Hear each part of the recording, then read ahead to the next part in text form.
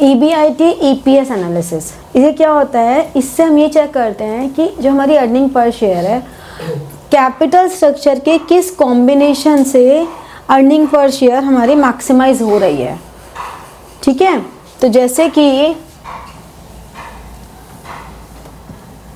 हमारे पास मान लो capital employed,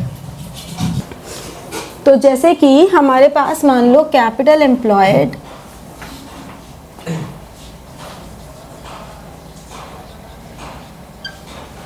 ₹6 lakh है,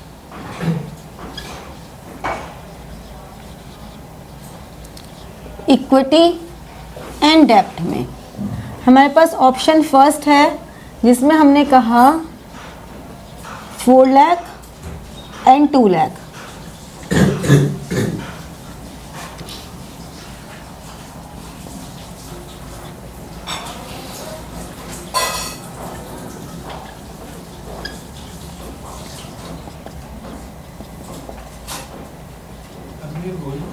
टैक्स जो है अगर वो इंटरेस्ट से ज़्यादा है।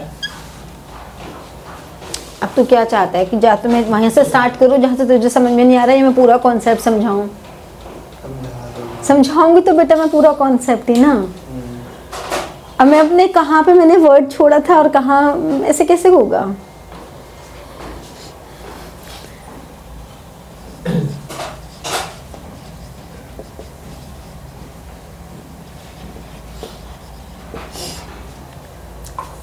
देखो EBIT EPS एनालिसिस हमें ये बताता है कि हमारा जो भी प्रॉफिट है क्या उस प्रॉफिट के अकॉर्डिंगली हम जो कैपिटल स्ट्रक्चर ऑप्ट करना चाह रहे हैं वो हमारे शेयर होल्डर्स को कितना बेनिफिशियल है, उससे हमें कितना बेनिफिट मिल रहा है। ठीक है, वो बताता है। जैसे कि फर्स्ट, सेकंड और थर्ड ऑप्शन है हमारे पास EBIT, मान लो यहाँ पे हमने एज्यूम कर लिया कि 1 लाख है। ठीक है, तो हम क्या कहेंगे कि ये भी 1 लाख,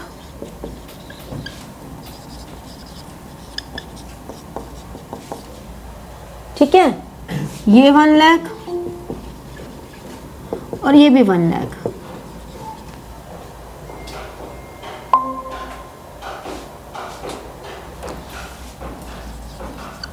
इसमें हमने लेस किया इंटरेस्ट। कितना इंटरेस्ट? पहले वाले केस में मान लो ये हमारे पास 10% है, तो पहले वाले केस में 10,000 का इंटरेस्ट है, दूसरे वाले 20,000 का, फिर 30 का और फिर 40 का। ऐसे इंटरेस्ट आ गया। तो अर्निंग बिफोर टैक्स कितनी हो गई? 80, 70 और 60। फिर इसमें से हमने लेस कर दिया टैक्स। तो टैक्स कितना लेस किया हमने? 80,000 पे 30% 24, 21 और 18। ये आ गया 56, ये आ गया 49 और ये आ गया 42। अगर हमें कुछ भी नहीं दिया होता तो हम मान के चलते हैं कि जो हमारी रेशो की फेस वैल्यू है वो 10 रुपीज़ है। तो नंबर ऑफ शेयर्स कितने हो गए?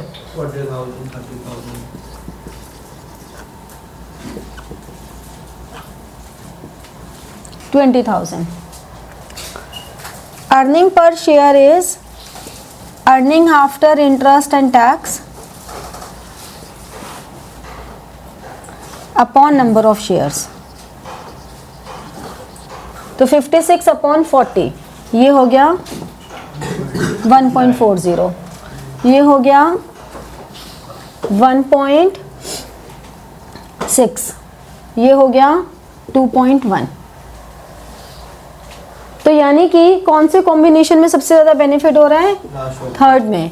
यानी कि ये देखा जाए तो हमारे अकाउंटिंग की डेप्ट इक्विटी रेशो के अकॉर्डिंगली भी बिल्कुल फिट चल रहा है। 2:1 की डेप्ट इक्विटी रेशो चल रही है। बट ऐसा कोई ज़रूरी नहीं है कि आइडियल रेशो चल रही है तो हमेशा ही बेनिफिशियल हो। अगर मान लो हमारे पास EBIT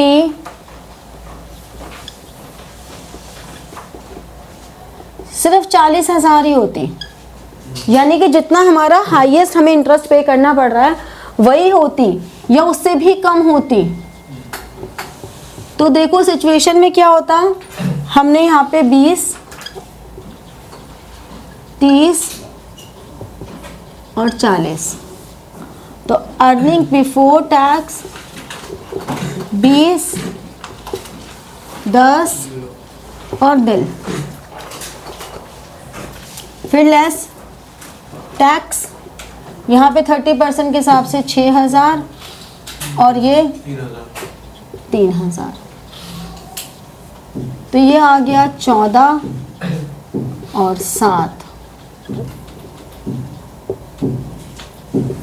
अब नंबर ऑफ शेयर्स हमारे पास हैं 40, 30 और 20, तो थर्ड वाले को तो हम कहीं कंसिडर ही नहीं करेंगे।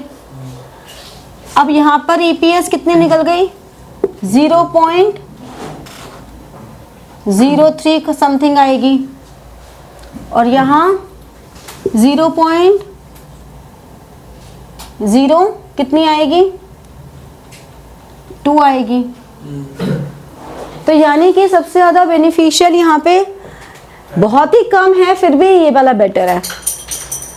तो हमें कभी भी हार्ड एंड फास्ट रूल नहीं होता, हमें देखना होता है कि हमारी जो अर्निंग पर शेयर है वो कहाँ मैक्सिमम आ रही है, किस कॉम्बिनेशन में, तो उसी को हमें चूज़ करना होता है। ठीक है, ये है।